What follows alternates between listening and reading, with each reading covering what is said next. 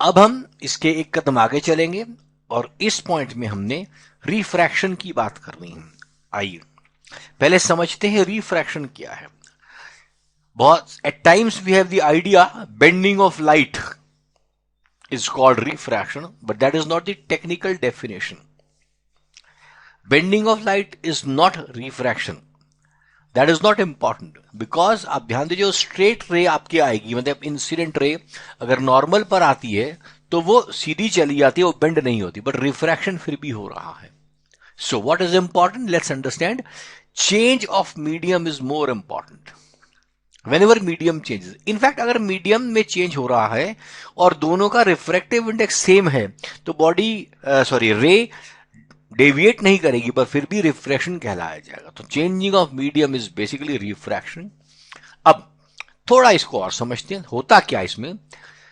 Basically velocities बदल जाती हैं, क्योंकि हमने इलेक्ट्रोमैग्नेटिक वेव में पढ़ा था जब तक मीडियम सेम रहेगा वेलोसिटी सेम रहेगी. इसीलिए रिफ्लेक्शन में हमारी वेलोसिटी सेम रहती है, पर रिफ्रैक्शन में हमारी वेलोसिटी बदलती है. इसके लिए हमारे पास टर्म डिफाइंड है which is refractive index v1 by v2. Certain books it is written c1 by c2. वो गलत है बिकॉज c हमेशा velocity of light in vacuum होती है. Remember it's v1 by v2. अब v1 by v2 को और समझिए. 1 mu2 is sin I by sin r also. 1 का मतलब है जहां से रे आई, और 2 का मतलब जिसमें रे जा रही है. तो किसी भी रिफ्रैक्टिव इंडेक्स हम बोलते हैं glass with respect to air, water with respect to air. इसका मतलब एयर से लाइट आ रही है और ग्लास में जा रही है या वाटर में जा रही है. This is also equal to sine I by sine R which is called Snell's law. ध्यान दीजिएगा, mu is equal to sine I by sine R is not the definition of mu. Again definition v1 by v2 ही होती है. जहां पर sine I by sine R लिखेंगे maths के बच्चे आराम से समझ सकते हैं. कोने में आपको r नॉट इक्वल टू 0 लिखना है because you can not divide anything by 0 and sine 0 is 0. Anyway ये तो रहा टेक्निकली लिखने का ढंग. अब आते हैं इस फिनोमिना के ऊपर. यहां पर देखिए एयर से ग्लास में एक जा रही है. P Q is incident ray, N is normal. अब Q जैसे डेंसर में चलेगी ray P Q, it becomes Q R. आप देख सकते हैं it is bending towards the normal. Denser medium में रे बेंड्स टुवर्ड्स नॉर्मल. अब अगर आप एन आर मतलब आर पॉइंट देखें, आर पॉइंट पर क्या हो रहा है, क्यू आर रे फिर से मीडियम चेंज कर रही है और ये आर एस बन गया. इस केस में क्योंकि ग्लास से रे अब देखिए एयर में आई है, इसका सीधा सा मतलब हुआ अब वो डेंसर से रेयरर में गई है. और इसी वजह से, क्योंकि वो डेंसर से रेयरर में गई है, इसी वजह से आप समझिए कि जो चीज है इसका मतलब यह है डेंसर से रेयरर में, अब वो अवे फ्रॉम नॉर्मल. लेकिन रिफ्रैक्शन फिर भी है. अब ध्यान दें, अगली चीज को थोड़ा समझें. देखिए हमारे पास ये मैंने आई और आर नाम दे दिया पहले सरफेस के लिए. इधर देखिए ये आई है और ये आर है.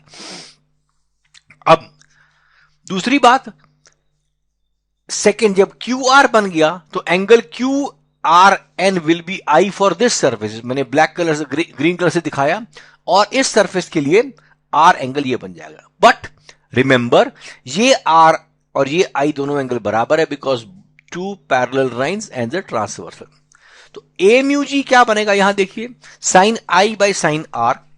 यहां पर sine I by sine R is V A by V G, air से ग्लास. और अगर जी म्यू ए निकालूंगा तो मैं इस सिस्टम को निकालूंगा. इसमें ये वाला आई है, ये वाला आर है, which is V G by V A. आप देखिए दोनों में V A by V G इधर है, V G by V A इधर. अगर मैं दोनों का प्रोडक्ट करूंगा तो 1 आ जाएगा. इसका मतलब ये सिर्फ ग्लास एयर के लिए है, हर सिस्टम के लिए. Air with respect to glass का refractive index is 1 upon glass with respect to air. 1 mu 2 is equal to 1 by 2 mu 1, because इनका प्रोडक्ट हमेशा 1 है. अब इसी तरह नेक्स्ट चीज आप देखिए, मान लीजिए 3 है तो भी इसका आंसर 1 होगा, क्योंकि इसका देखिए क्या बनेगा, v1 by v2, ये बनेगा v2 by v3, ये बनेगा v3 by v1. सारे v कैंसिल हो गए 1 2 3 वाले. तो ये हमेशा आप ध्यान रखिएगा, ये चीज हमेशा ट्रू है. एक जनरल सी बात आपके सामने कर रहे हैं. देखिए 1 mu 2 2 म्यू 3, 3 म्यू 1 है। और अगर आपको एयर म्यू ग्लास 3/4 दिया है और ए म्यू डब्ल्यू दिया है 4/3, तो जी म्यू डब्ल्यू निकालिए इसी प्रिंसिपल से। आप कोशिश कर लें, पॉज कर दें यहां पर वीडियो को और कोशिश कर लें। नाउ अगर आपका answer G mu W comes out to be anything else excepting 8/9 तो गलत है। आपने ध्यान रखना है, आपने ए म्यू डब्ल्यू और W mu A will be 3/4, बस ये गलती कहीं करी होगी। इसका आंसर आपके पास 8/9 आना चाहिए। आगे चलें। अब फिनोमिना क्या है, मैं आपको हमेशा बताता हूं कि पहले फिनोमिना है, फिर इसका प्रिंसिपल है, फिर उसका इन्फरेंस है। जब आप बाल्टी में पानी भरते हैं, आप बाल्टी को पानी भरने से पहले देखिए और पानी भरने के बाद देखिए, हमको बाल्टी का जो बेस है, पेंदा है, उसकी हाइट थोड़ी ऊपर उठी नजर आती है। तो जितनी वो हाइट कम नजर आती है, दैट्स कॉल्ड अपेरेंट डेप्थ। ये अगर बाल्टी यहां पर ओ पॉइंट पर पानी में मैंने कोई चीज रखी है, वो मुझे इस आई पॉइंट पर नजर आएगा। तो A O is the real depth and A I is the apparent depth. आइए हम इसको थोड़ा समझने की कोशिश करते हैं। डायग्राम आपके सामने है। ओ से एक रे चली स्ट्रेट, ए पॉइंट से वो स्ट्रेट बाहर निकल गई, ए डैश।